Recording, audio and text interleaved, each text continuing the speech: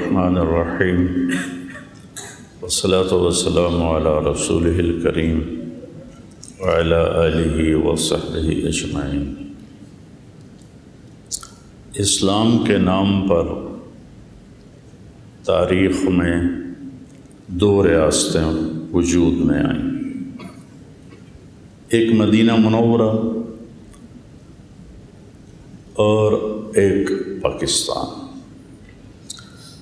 اور وطن کہتے ہیں اس جگہ کو جسے آدمی اپنے رہنے کے لیے پسند کرے، پسند شامل ہے، مجبوری نہیں۔ وطن کے لفظ میں یہ معنی ہے کہ وہ جگہ جس سے میں اپنے رہنے کے لیے پسند کروں۔ اللہ نے مجھے پوری دنیا پھرائی، 2 دفعہ سارا ایسے میں گھوما، اتنے خوبصورت ملک دیکھے، اتنے ویران ملک دیکھے، صومالیہ جیسے، جبوتی، سوڈان، کیمرون، چاڈ۔ تو مجھ سے خوبصورت ملکوں والے پوچھتے مولانا آپ کو کون سی جگہ سب سے زیادہ پسند ہے؟ میں نے کہا مجھے میرا دیس ہی پسند ہے، اور اس میں مجھے رئیس آباد بہت پسند ہے۔ وہ کہتا ہے ابو نواس، نقل فؤادک حیث شئت من الہوى بل حب الا للحبیب الاول کم منزل فی الارض یالفہ الفتى وحنینہ ابدا لأول منزل، کہ جہاں مرضی پھرو، نقل فؤادک، دل کو لے کے پھرو اپنی خواہش کی غلامی میں۔ مل حب الا للحبیب الاول، محبت پہلے محبوب کے ساتھ ہی ہوتی ہے۔ یہاں حبیب سے مراد وطن ہے۔ کم منزل فی الارض یالفہ الفتى، یہ شعر میرے اوپر بڑا فٹ آتا کہ کتنی خوبصورت جگہوں پر ایک شخص جاتا ہے، لیکن وَحَنِينُهُ أَبَدًا لِأَوَّلِ مَنزِلِ، اس کا شوق، اس کی چاہت ہمیشہ وہ اپنے گھر کی ہوتی ہے۔ اس کا شعر یاد آیا کہ ایک حجازی شاعر کہہ رہا ہے تمتع من شمیم عرار نجد فما بعد العشیۃ من عراری، کہ وہ چونکہ وہ تھے نا منتقل ہوتے رہتے تھے، تو وہ وہاں دانہ پانی ختم ہو گیا ہوگا، تو وہ کہہ رہا ہے بڑی حسرت سے کہ نجد کی خوشبو سے آج فائدہ اٹھا لے، کل یہ خوشبو نہیں ملے گی۔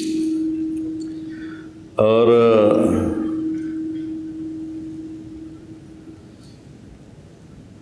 امرؤ القیس، پہلے اس شعر کا پس منظر سنیں کہ ایک جگہ وہ ٹھہرتے تھے تو وہاں ایک پورا شہر آباد ہو جاتا تھا، محبتیں، نفرتیں، شعر و شاعری چلتی تھی، مہینوں رہتے تھے۔ پھر جب وہاں سے وہ منتقل ہوتے تھے دوسری جگہ تو وہاں یادیں چھوڑ جاتے تھے۔ جب کبھی اس جگہ سے گزر ہوتا تھا تو شاعروں کی رگ پھڑک اٹھتی تھی۔ یہ سمجھ میں آیا پس منظر؟ تو امرؤ القیس بہت بڑا شاعر تھا، وہ اس وادی سے گزرتا ہے جہاں عنیزہ رہتی تھی، اس کی معشوق، جس کو وہ اس اپنے قصیدہ میں کہتا ہے۔ وہ اپنے 2 ساتھیوں کے ساتھ چل رہا ہے تو اس وادی سے گزرتا ہے نا، تو اس کی حس پھڑک اٹھتی ہے، کہتا ہے قفا قفا، رک جاؤ رک جاؤ۔ کہتا ہے کیا ہوا؟ کہ نبک من حبیب و منزل بسقط اللواء بین الدخول فحوملی فتوضع فی المقرات لم یعفر اسمها لما نسجتها من جنوب و شمال۔ ٹھہر جاؤ یار، کچھ رونے دو، کچھ رونے. کیا خوبصورت تعبیر ہے، کچھ رونے دو. کس پر؟ محبوب پر، اور محبوب کے گھر پر کچھ رونے دو جو سقط اللواء کے پاس ہے، اور ابھی اس کے آثار مٹے نہیں ہیں، لیکن نشانیاں رہ گئی ہیں جنہیں جنوبی شمالی ہواؤں نے بہت مدھم کر دیا ہے. اور دیکھو، میں جب یہاں بیٹھ رہا تھا میں سوچ رہا تھا میں نے کیا کہنا ہے. اب کہاں سے اللہ تعالیٰ ذہن میں ڈال رہا ہے، یہ اس کا احسان ہے. متنبی علیہ رحمت فرماتے ہیں، فَدَيْنَاكَ مِن رَبْعٍ وَإِن زِدْتَنَا كَرْبًا فَإِنَّكَ كُنْتَ الشَّرْقَ لِلشَّمْسِ وَالْغَرَبَ. کہتا میں قربان جاؤں اے وادی، تجھے دیکھ کر میرا غم تازہ ہو گیا ہے. کبھی تو یہاں مشرق اور مغرب تھا. کیا کمال ہے! مشرق اور مغرب کیا ہے کہ جب محبوب خیمے سے نکلتی تھی تو مشرق ہو جاتی تھی، دن چڑھ نکل آتا تھا، اور جب وہ خیمے میں جاتی تھی تو مغرب ہو جاتی تھی. فَإِنَّكَ كُنْتَ الشَّرْقَ لِلشَّمْسِ وَالْغَرَبَ. سورج کے لیے تو مشرق اور مغرب تھا. یہ سب وطن کی بات کر رہا ہوں، وطن کی محبت کہ اللہ نے خمیر میں ڈال دیا ہے انسان کی. تو اللہ کے نبی کی اب بات سنا. اب تو شاعروں کی باتیں آپ کو سنا رہا تھا. اللہ کے نبی جب غار ثور سے نکلے اور مدینہ جانے لگے تو تہجد کا وقت تھا. کہیں ٹمٹماتے چراغوں کی لو ایسے ہی ہلکی ہلکی نظر آ رہی تھی، اور شاید کہیں سلگتا ہوا دھواں بھی اٹھ رہا ہو. تو آپ نے ایسے ایک نظر ڈالی اور کہا، یا مکہ ما اطیبک من بلد و احبک الی لولا ان قومی اخرجون منک لما سکنت غیرک. اے مکہ تو مجھے کتنا محبوب اور پیارا ہے. اب یہ میں نبی کی بات بتا رہا ہوں. اے مکہ تو مجھے کتنا محبوب اور پیارا ہے، اگر میری قوم نہ نکالتی تو میں تمہیں چھوڑ کے کبھی نہ جاتا. یہ نبی کے جذبات ہیں، اور ایسے نبی جن جیسا کائنات میں کوئی ہے ہی نہیں.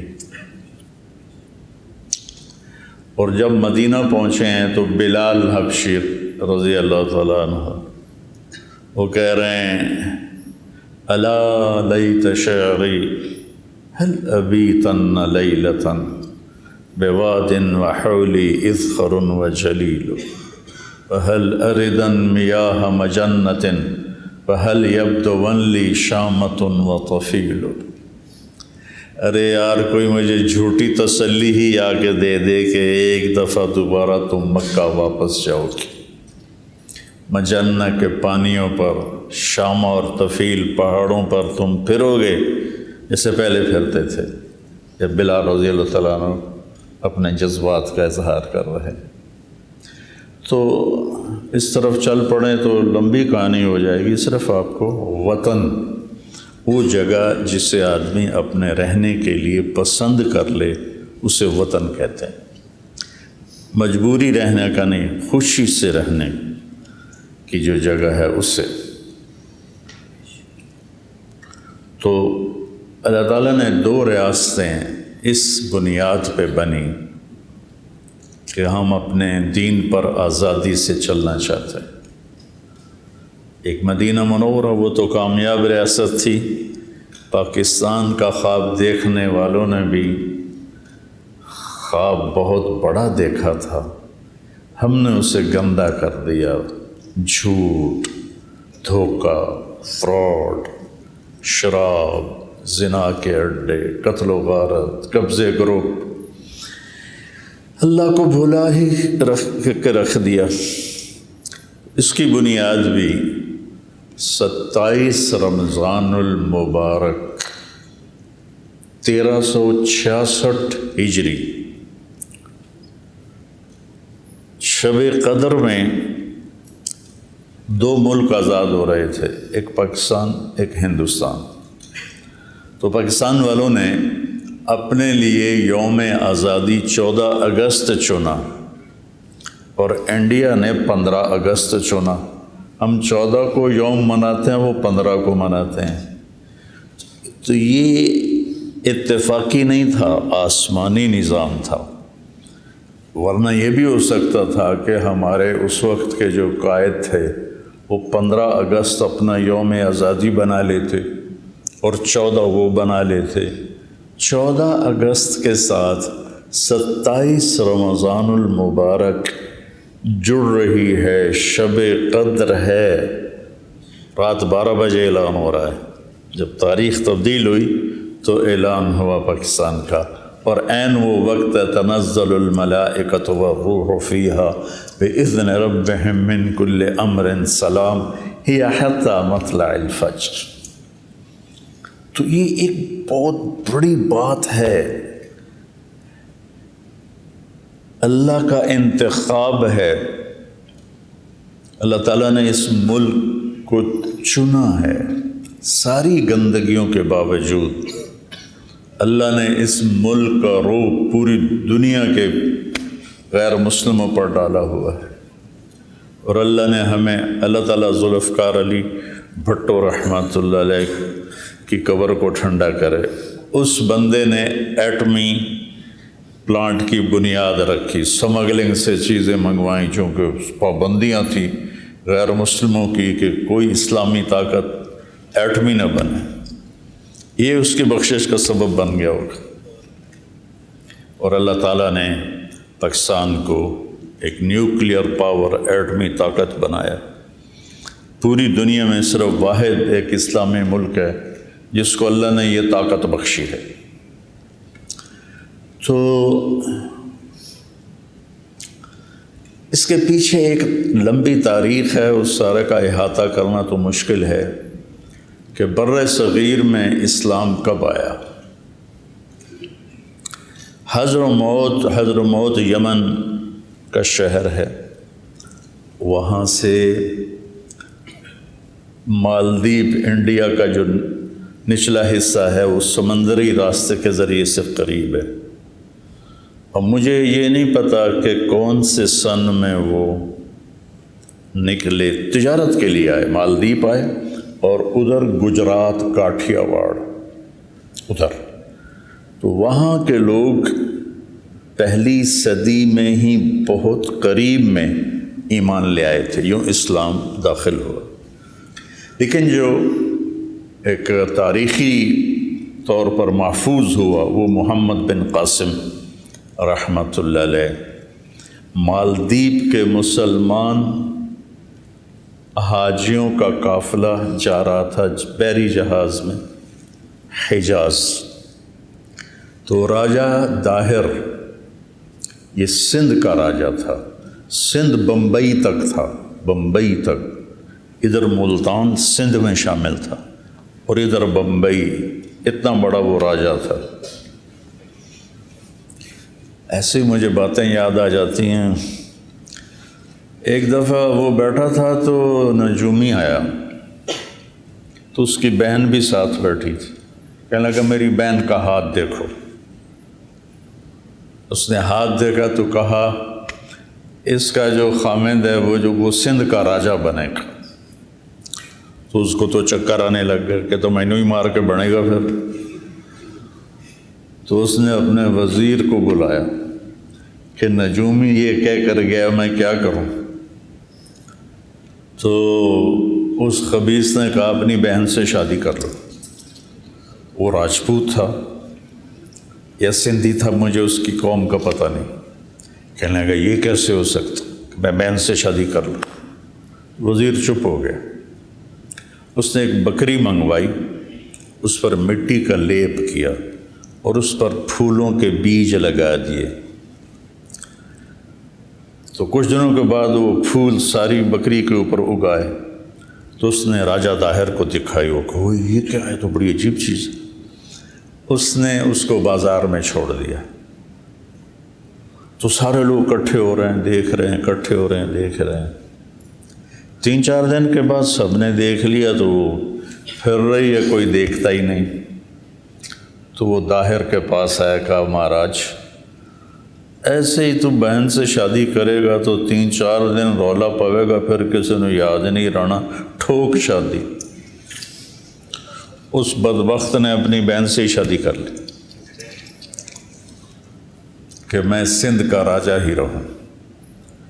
اس کے آدمیوں نے تھے تو وہ بحری ڈاکو، لیکن اس کی نگرانی جیسے ہمارے یہاں بڑے لوگوں نے رکھے ہوتے ہیں، آگے بدماش، پیچھے وہ پردے کے پیچھے ہوتے ہیں، آگے قبضے وہ کر رہے ہوتے ہیں، نام ان بدماشوں کا ہوتا ہے، پیچھے چودھری صاحب بیٹھے ہوتے ہیں۔ تو انہوں نے وہ قافلہ لوٹ لیا۔ تو ایک عورت نے کہا یا للحجاج یا للحجاج یا للحجاج۔ اس نے حجاج کو پکارا، اے حجاج۔ حجاج عراق کا گورنر تھا۔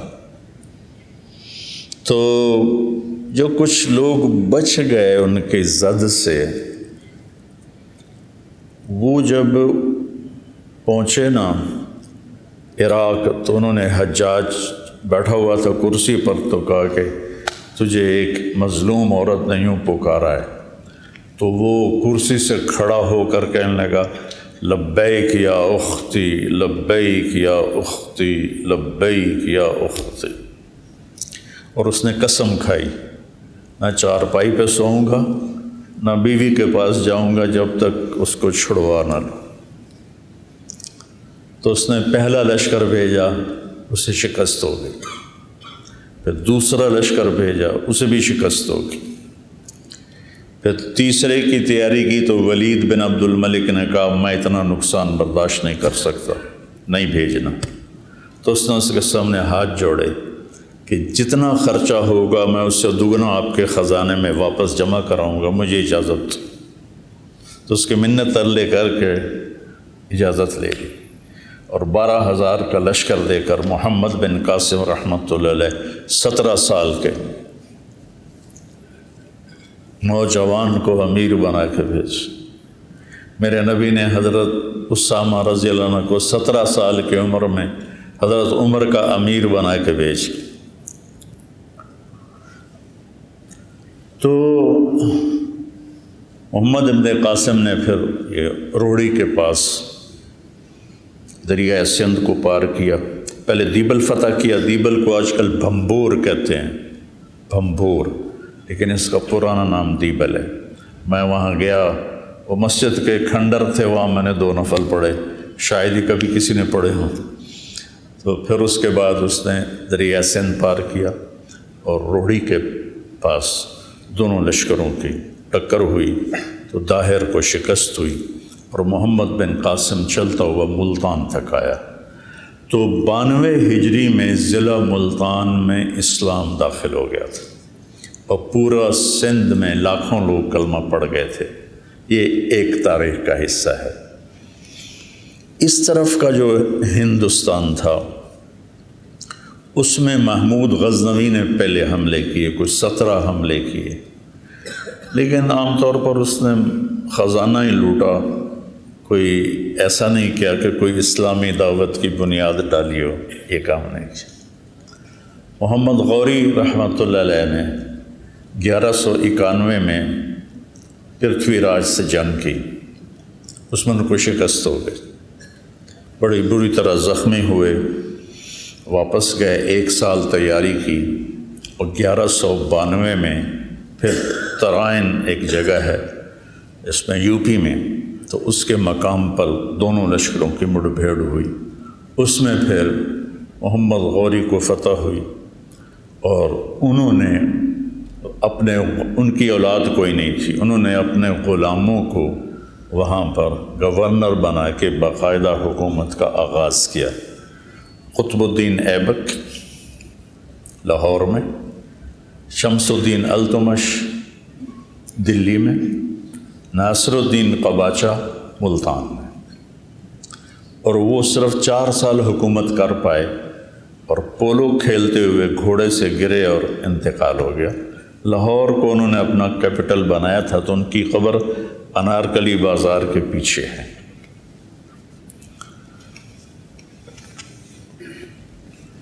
شمس الدین التمش بہت سمجھدار تھے، بہت نیک تھے۔ قطب الدین نے ایک بیٹی ان کو دی، ایک بیٹی ناصر الدین کو دی۔ ناصر الدین الجھ گیا شمس الدین سے، تو لڑائیاں ہوئیں بہت زیادہ، جس میں آخر قباچہ گمنام ہو کے روپوش ہو کے بھاگ گیا، نشانی کوئی نہ ملا۔ تو شمس الدین سے پھر خاندان غلامہ، یہ سب غلام تھے، ان کو خاندان غلامہ کہتے ہیں کہ یہ غلام لوگ تھے۔ شمس الدین کے سامنے 20 غلام پیش کیے گئے، اس نے 19 خرید لیے، ایک کو چھوڑ دیا۔ اس کا قد بھی چھوٹا تھا اور شکل بھی اچھی نہیں تھی۔ تو اس غلام نے کہا، آپ نے یہ غلام کیوں خریدے ہیں؟ کہا اپنے لیے۔ کہا مجھے اللہ کے لیے خرید لو۔ تو یہ بات اس کو بڑی پسند آئی، تو اس نے اس کو خرید لیا۔ یہی غلام آگے چل کے غیاث الدین بلبن کے نام سے 30 برس حکومت کی، اور بہت بڑا محسن ہندوستان ہے کہ تاتاریوں کے حملوں کو غیاث الدین بلبن نے ایسا روکا کہ ان کا بیٹا محمد بلبن ملتان کا حاکم تھا اقلت، وہ جنگوں میں شہید ہو گیا، لیکن تاتاری ہندوستان میں گھس نہیں سکے۔ پھر بیٹے کے غم میں 2 ہفتے بعد اس کا بھی انتقال ہو گیا۔ تو پھر یہ خاندان غلامہ چلتا ہے، جس میں خلجی ہیں، جس میں بلبن ہیں، اور اس میں تغلق ہیں، یہ سارے خاندان غلامہ ہیں۔ اور 1398 میں تیمور لنگ نے، مجھے اس پہ بڑا غصہ آتا ہے، اللہ مجھے معاف کرے، بہت ظالم تھا، بہت ظالم تھا، چنگیز خان سے بھی زیادہ ظالم تھا۔ مسلمان ہو کر اس نے میرے تلمبے کو برباد کیا، ملتان کو برباد کیا، ملتان سے دیپال پور گیا، اسے برباد کیا، وہاں سے بٹھنڈا گیا، اسے برباد کیا، بٹھنڈا سے دلی پہنچا، اسے برباد کیا۔ یہ ہندوستان پہ آیا کیوں تھا؟ یہ لٹیرا ڈاکو بادشاہ تھا، ڈاکو بادشاہ، کہ چین پہ حملہ کرنا ہے، تو چین پہ حملے کے لیے تو پیسہ بہت چاہیے، تو کیا کریں؟ کہا ہندوستان میں بہت پیسہ، کا چلو پھر اس کو لوٹتے ہیں۔ اس خبیث نے لوٹ میں لاکھوں انسان ذبح کر دی اور خزانہ لوٹ کے گیا، 1398 میں واپس گیا، اور پھر لشکر جرار تیار کیا اور اس کو لے کر نکلا چین کی فتح کے لیے۔ تو قازقستان میں ایک جگہ ہے اترار، بڑی تاریخی جگہ ہے، وہ کبھی پھر دوبارہ اس کی میں تاریخ سناؤں گا، جہاں سے تاتاریوں کی جنگ کی ابتدا ہوئی۔ اس کا گورنر تھا انیل جک، خوارزم شاہی حکومت میں، اس کی نادانی سے یہ بہت بڑا فتنہ اٹھا۔ تو وہاں پہنچا 1405 میں، تو وہاں ٹھنڈ سے مر گیا، ٹھنڈ لگی اور نمونیا، وہ 72 سال عمر ہو گئی تھی اس کی۔ تو چین والوں کو اللہ نے بچا لیا، لیکن ہمارا دیش اس نے برباد کر دیا۔ تو جہاں مغلوں کی حکومت سب سے لمبی چلی، 328 سال مغلوں نے حکومت کی، اور 1608 میں ایسٹ انڈیا کمپنی ہندوستان میں داخل ہوئی، جہانگیر کا زمانہ تھا، عروج تھا، تو ان کو وہ تو بالکل فقیر سے تھے۔ ایسٹ انڈیا کمپنی انگریزوں کی، انگلینڈ سے آئی ہوئی، تو وہ شاہ جہاں اس جہانگیر تک ان کی رسائی ہوئی۔ جہانگیر کو میری طرف سر درد رہتا تھا، تو اس نے ان سے پوچھا تمہارے پاس کوئی چیز ہے سر درد کی؟ تو اس وقت وہ سائنس میں آگے جا چکے تھے، تو اب دیسی علاج میں کوئی ایسی دوا نہیں ہے جو فوری اثر کرے، تو انہوں نے اس کو گولی دی، وہ ٹھیک ہو گیا۔ وہ تو بڑا خوش ہوا، کہنے لگا کیا مانگتے ہو؟ اب ان کا دیکھو اپنے ملک کے لیے خیر خواہی، کہنے لگے جی ہمیں انڈیا میں تجارت کی اجازت دی جائے۔ اگر جاؤ اجازت، تو انہوں نے یہ جنوبی ہند کی طرف اپنے چھوٹے چھوٹے اڈے بنا لیے۔ شاہ جہان کے دربار میں وہ آئے تو شاہ جہان سے مل کر نکلے تو شاہ جہان کے وزیر نے کہا مجھے ان کی آنکھوں میں مکر و فریب نظر آتا ہے، ان کو ہندوستان سے نکال دو۔ تو شاہ جہان کہنے لگا کیا پدی کا شوربہ، ان کی حیثیت ہی کیا ہے، ان کا ہونا نہ ہونا ہمارے لیے برابر ہے۔ تو بعد میں پتہ چلا وہ پورا ہندوستان ہی کھا گئے۔ تو 1608 میں جہانگیر کا زمانہ تھا جب یہ ایسٹ انڈیا کمپنی آئی، اور پھر وہاں انہوں نے اپنے اڈے بنانے شروع کیے۔ آہستہ آہستہ آہستہ مقامی فوج تیار کی، اور مقامی فوج سے 1757 میں سراج الدولہ کو شکست دے کر بنگال پہ قبضہ کر لی۔ مقامی فوج اتنے بے حس ہو چکے تھے مقامی لوگ، اور پھر 1799 میں ٹیپو سلطان شہید کر دیے، تو انہوں نے کہا اب ہندوستان ہمارا ہے۔ سارے ہندوستان پہ قابض ہو گئے، مقامی لوگوں کو اپنی فوج میں شامل کر کے۔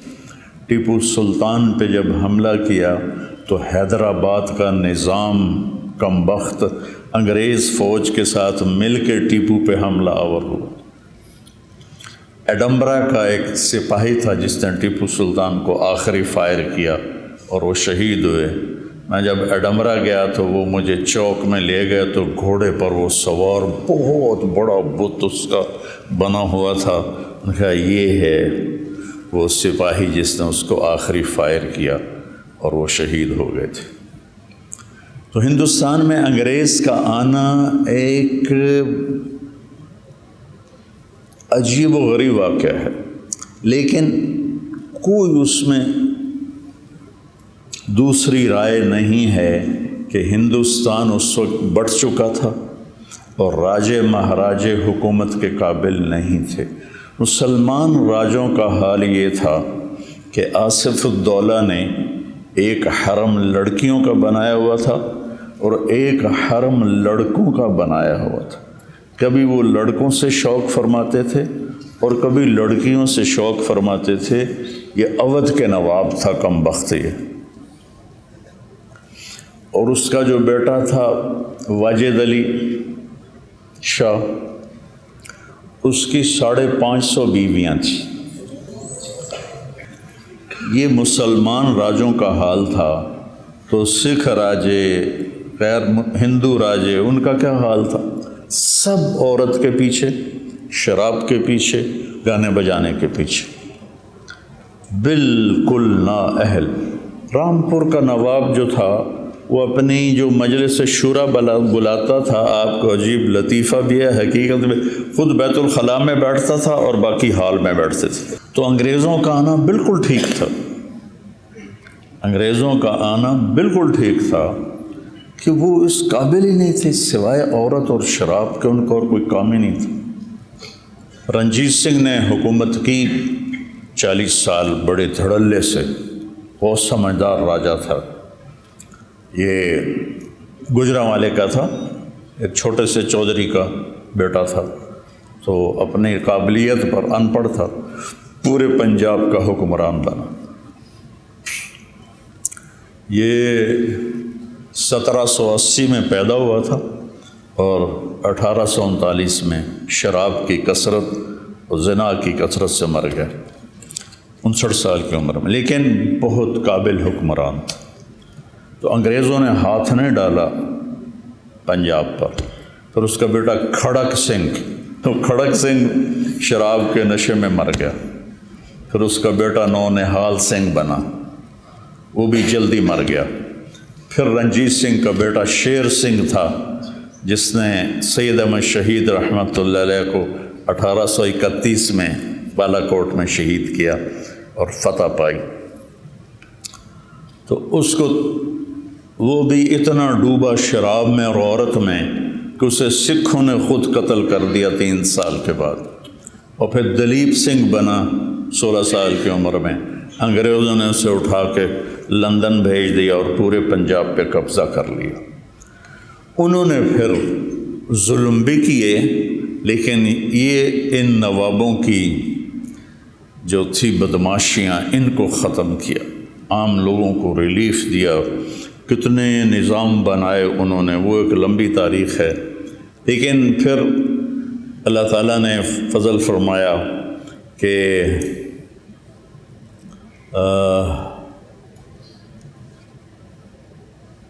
1906 میں مسلم لیگ کی بنیاد رکھی گئی۔ 30 دسمبر 1906 نواب سلیم اللہ صاحب ڈھاکہ، یہ نواب خاندان تھا، یہ بنگالی نہیں تھے، یہ کشمیری تھے۔ ان کے بڑے تجارت کے لیے گئے اور بہت کما لیا۔ 1857 کی جنگ میں انگریزوں کا ساتھ دیا تو اس پر انہوں نے جاگیریں دے دی، نواب بنا دیا۔ اس کے آخری نواب تھے سلیم اللہ خان صاحب، جو 43 سال کی عمر میں فوت ہو گئے۔ انہوں نے اپنے محل میں 1906 میں 30 دسمبر مسلم لیگ کی بنیاد رکھی۔ پاکستان کا پہلا پتھر وہاں رکھا گیا۔ مسلم لیگ کی بنیاد رکھتے ہوئے کسی کے خواب و خیال میں نہیں تھا کہ آگے چل کے یہ پاکستان کے وجود کا ذریعہ بنیں گے۔ صرف یہ جد و جہد تھی کہ مسلمانوں کو اکٹھا کیا جائے اور انگریزوں کے خلاف کوئی محاذ بنایا جائے۔ تو چلتے نواب سلیم اللہ جوانی میں فوت ہو گئے، نوابی ٹائٹل ختم ہو گیا۔ اس کے بعد کون اس کے بنے جو مجھے نہ یاد ہے، نہ مجھے پڑھا ہوا یاد ہے، لیکن علامہ اقبال رحمۃ اللہ علیہ نے ریاست پاکستان کا تصور پیش کیا کہ ایک ریاست ہونی چاہیے مسلمانوں کے لیے الگ۔ 1930 میں الہ آباد میں ایک جلسہ تھا، اس میں اقبال رحمۃ اللہ علیہ نے بطور پیغام جو انہوں نے اپنی شاعری میں پیغام دیا، وہ 14 صدی میں کوئی شاعر ایسا نہیں پیدا،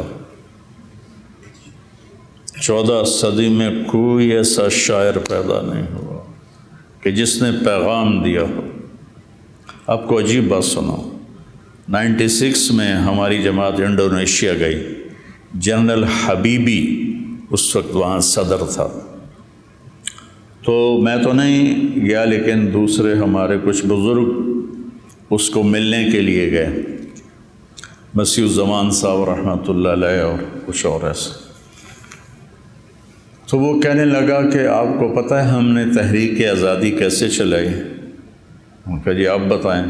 کہ اقبال کی شاعری اور آپ کے قائد محمد علی جناح رحمۃ اللہ علیہ کی تقریریں، ان کا ہم نے انڈونیشی زبان میں ترجمہ کر کے اپنے نوجوانوں کو ابھارا، اور ہم آزاد ہوئے پرتگال وہاں تھا، لیکن ہم جانتے نہیں اقبال کون ہے۔ تو انہوں نے سب سے پہلے یہ تصور پیش کیا کہ ایک ریاست ہونی چاہیے۔ قائد اعظم محمد علی جناح رحمۃ اللہ علیہ یہ ساہیوال کے تھے، ان کے جو بڑے تھے ساہیوال کے، راجپوت فیملی تھی، گجراتی نہیں تھے یہ۔ کیم چھو مجامہ، یہ گجراتی زبان ہے، کیم چھو مجامہ، کیا حال ہے، بڑا اچھا حال۔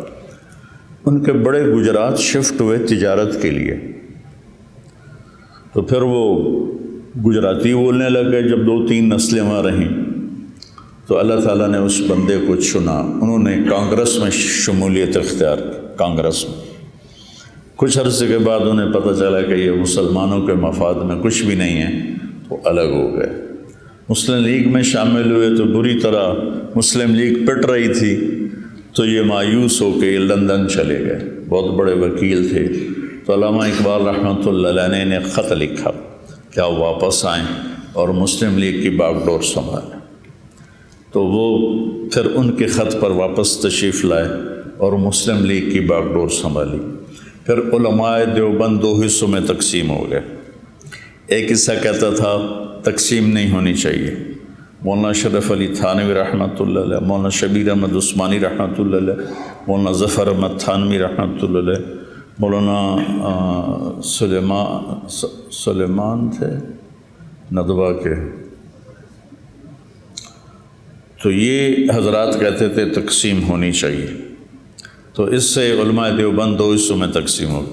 دونوں کی نیت، جو چاہتے تھے نہ تقسیم ہو، ان میں بھی کوئی ذاتی مفاد نہیں تھا، وہ سمجھتے تھے کہ اس میں مسلمانوں کا فائدہ زیادہ ہے، اور حضرت تھانوی رحمۃ اللہ علیہ اور ان کے ساتھ والے کہتے تھے تقسیم میں فائدہ زیادہ ہے، اور آخر نتیجہ وہی نکلا جو حضرت تھانوی رحمۃ اللہ علیہ کا فلسفہ تھا کہ الگ ہونا چاہیے، کہ مسلم نان مسلم مفاد ایک نہیں ہو سکتا، وہ اس میں ٹکراؤ پیدا ہو جاتا ہے۔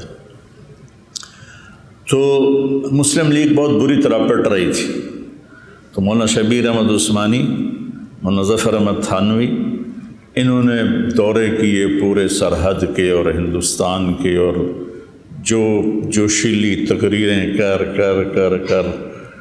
مسلم لیگ کو اتنا کھڑا کیا کہ الیکشن میں کافی سیٹیں لینے میں کامیاب ہو گئی۔ ادھر 1940 میں دوسری جنگ عظیم شروع ہو گئی، جو 44-45 تک رہی، اور انگلینڈ بالکل اس کی کمر ٹوٹ گئی اور اسے اپنے مقبوضہ جات پر قبضہ رکھنا مشکل ہو گیا۔ ادھر تحریک پروان چڑھ گئی، پاکستان کا مطلب کیا، لا الہ الا اللہ۔ آج کے نوجوانوں کو پتہ ہی نہیں ہے کہ کیا قربانیاں ہوئیں۔ تو آخر کار انگریزوں کو ہارنا بھی پڑا اور وہ مجبور بھی ہو گئے تھے، دونوں چیزیں تھیں، قبضہ رکھ نہیں سکتے تھے، سارا کچھ برباد ہوا پڑا تھا، اور ادھر مسلمانوں میں بھی ایک جوش اور تحریک اٹھی ہوئی تھی، ہندوؤں میں بھی اٹھی ہوئی تھی۔ تو پھر اللہ تعالیٰ نے محمد علی جناح رحمۃ اللہ علیہ، بہت بڑے ہمارے محسن ہیں، بڑے عظیم انسان تھے، مقدر کی بات ہے انہیں حکومت کرنے کا موقع ہی نہ مل سکا۔ 47 میں آزاد ہوا، 48 میں انتقال ہو گیا، ٹی بی کے مریض تھے 72 سال کی عمر میں۔ اس کے بعد پھر ایک لائن لگ گئی، ایک دکھ بھری داستان ہے، ایک درد بھرا افسانہ ہے، جگر سوز بھی ہے، دل خراش بھی ہے، کہ قربانیوں کو رائے گاں کر دیا، 6 لاکھ لوگ ذبح ہوئے، 6 لاکھ، 1.5 کروڑ لوگ ہجرت کرنے پر مجبور ہوئے، اور 6 لاکھ لوگ۔ میرے والد کے پاس ایک آتے تھے بزرگ،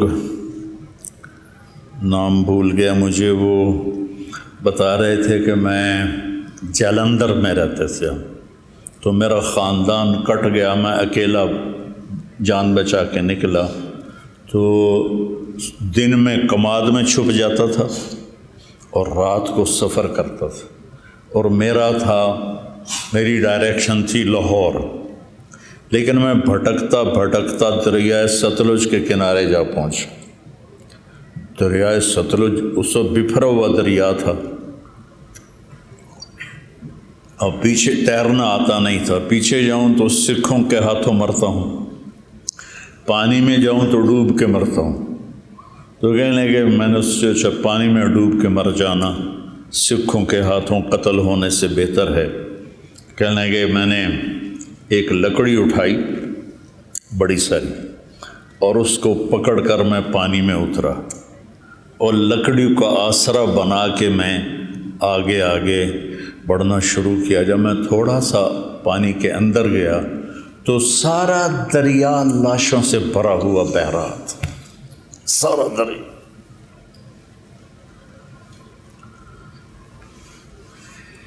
ہمارے بھائی رشوت لینے والے، بددیانتی کرنے والے، برائی کے اڈے چلانے والے، قبضے کرنے والے، ان سے اللہ بھی پوچھے گا اور ان سے وہ 6 لاکھ لاشیں بھی پوچھیں گی کہ ہم نے جو پاکستان کے لیے جان قربان کی تھی اس لیے کی تھی کہ تم یہ سب کرو۔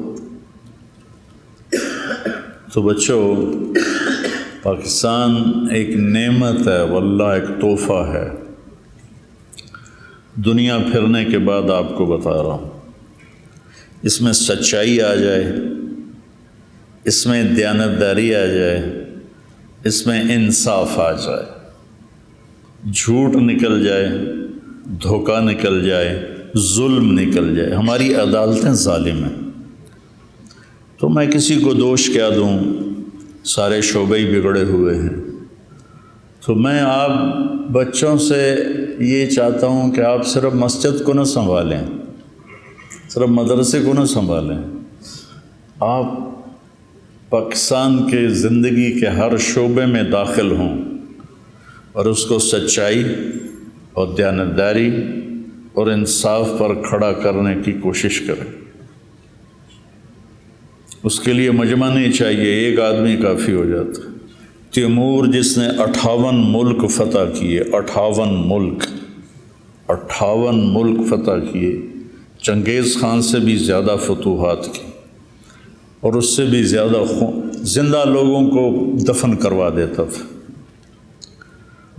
کڑا کھولتے ہوئے تیل میں زندہ لوگوں کو پھینک دیتا تھا، کھڑے کھڑے ان کی کھالیں اتروا دیتا تھا، اس قسم کے ظلم کرتا تھا۔ شروع میں اس کو شکست ہوئی، ایک غریب چرواہے کا بیٹا تھا، چرواہے کا، بہت بڑا عالم تھا، پورے دینی علوم پڑھا ہوا تھا، عربی پہ عبور تھا، ازبک زبان پہ عبور تھا، فارسی پہ عبور تھا۔ ایک دفعہ جو چیز سن لیتا تو اس کو یاد ہو جاتی تھی۔ تو شکست کھا کے بھاگا تو ایک غار میں چھپا جا کے مایوس ہو کے بیٹھا ہوا تھا، تو ایک چیونٹی نظر آئی، وہ غار کی دیوار پہ چڑھ رہی تھی، تھوڑا سا چڑھ کے گر گئی، اس کی نظر پڑ گئی، پھر اس نے چڑھنا شروع کیا، پھر گر گئی، پھر چڑھی، پھر گر گئی، کچھ 100 دفعہ وہ چڑھی اور گری اور آخر وہ چڑھ گئی۔ تو تیمور نے کہا میں بھی چیونٹی کی ہمت پر عمل کروں گا اور میں دوبارہ میدان میں اتروں گا۔ کبھی وہ نیک ہوتا، مثبت ہوتا تو کتنا اسلام پھیلا سکتا تھا، لیکن وہ ظلم و ستم کی ایسی تاریخ لکھ کے چلا گیا۔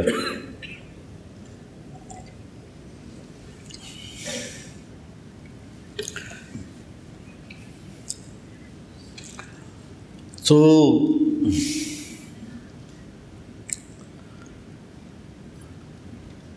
میرا جی یہ ہے کہ آپ زندگی کے ہر شعبے میں داخل ہوں۔ وہ غار سے اکیلا نکلا اور 58 ملک فتح کر لیے، یہ بتانا چاہتا تھا۔ غار سے تنہا نکلا، سارے ساتھ چھوڑ گئے تھے اور 58 ملک فتح کر لیے۔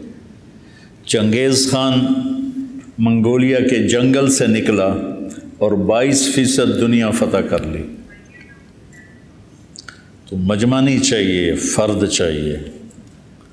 آپ میں سے ہر ایک بچہ ایک فرد بنو اور اس معاشرے کو سچائی پہ لاؤ، دیانتداری پہ لاؤ، انصاف پہ لاؤ۔ صرف مسجد نہ تل، مسجدیں بھی آباد کرنی ہیں، مدرسے بھی آباد کرنے ہیں، لیکن میں اس سے تھوڑا سا اوپر سوچتا ہوں اپنے بچوں کے لیے کہ آپ معاشرے کا ایک فرد بنیں۔ اور آج جو دہریت آ رہی ہے اور عجیب و غریب ہماری نسل برباد ہو رہی ہے، اس کے تم ہدایت کا ذریعہ بنو۔ یہ اپنے اللہ سے مانگو کہ اللہ آپ کو ایسی قبولیت دے کہ آپ پورے دھارے کا رخ تبدیل کر سکیں۔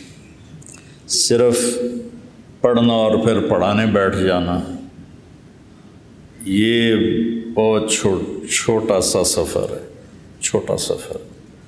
پڑھ کے کسی مسجد کو سنبھال کے بیٹھ جانا بہت مختصر سفر ہے۔ لمبا سفر یہ ہے کہ اس معاشرے میں پھیلے ہوئے ظلم و ستم اور بددیانتی اور جھوٹ اور بے حیائی اور فحاشی، اس کے لیے کوشش کرنا۔ اللہ آپ سب کو اس قابل کرے کہ آپ اس دیس کے رکھوالے بنو۔ کیا ہے وہ، لائے ہم طوفان سے کشتی نکال کے، اس ملک کو میرے بچوں رکھنا سنبھال کے۔ طوفانوں سے کشتی نکلی ہے، بہت بڑی قربانیاں دی ہیں، بہت بڑی قربانیاں دی گئی۔ تو اللہ تعالیٰ ان کی قبریں روشن کرے جنہوں نے اس کو بنانے کے لیے جانوں کے نذرانے پیش کیے، اپنی ہمتوں کو صرف کیا، اور آج ہم آزاد ہیں کہ ہم ایک ایٹمی طاقت ہیں۔ کاش ہم سچے ہوتے، دیانتدار ہوتے، ظلم سے پاک ہوتے تو کوئی ہماری طرف آنکھ اٹھا کے نہیں دیکھ سکتا۔ اس کی آپ سارے بچے نیت کرو کہ انشاءاللہ ہم نے اپنے دیس کو ایسا بنانا ہے، ٹھیک ہے نا؟ ہاں، تو اپنی ذات سے ابتدا کرو کہ میں نے جھوٹ نہیں بولنا۔